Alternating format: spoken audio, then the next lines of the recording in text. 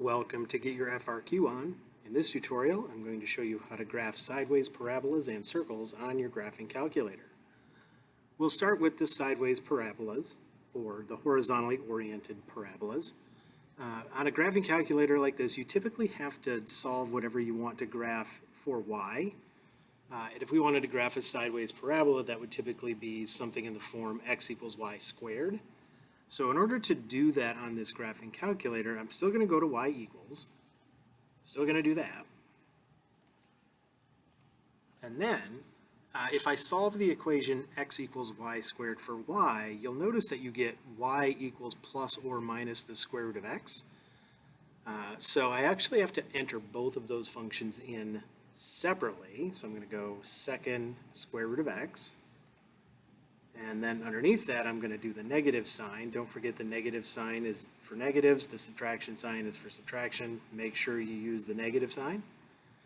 And I'm just going to do the negative square root of x and hit graph. And notice I get essentially a sideways parabola. If I wanted it to look uniform color, I could just change the color in y equals so that they match. But that is the parabola that we want. It's just broken up into two different square root functions. Something similar you could do for circles. If we go to y equals, let's say we had the circle x squared plus y squared equals 4. Again, we'd have to solve that for y in order to graph it on this graphing calculator. But when we do that, we would get two separate functions. We would have plus or minus the square root of 4 minus x squared.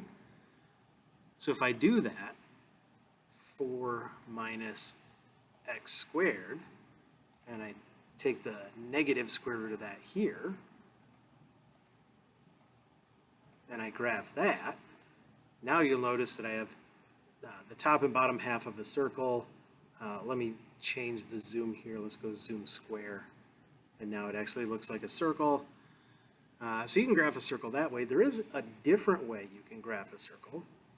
If I go to the draw menu, second draw, notice that option 9 is to draw a circle. If you're not sure how to input the information for this, when you're above a menu item, when you've highlighted it, you can click on plus to make sure you get the syntax correct.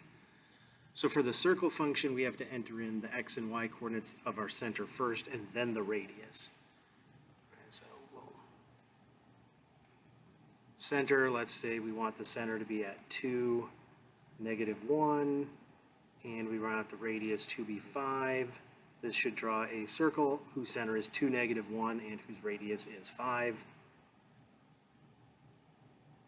Oh, I think I have to hit enter, don't I? All right, so I hit enter. Now notice everything is the same color. But there's a couple of different ways you can graph circles. The sideways parabolas, though, you kind of have to split that up into two separate functions, but it can be done.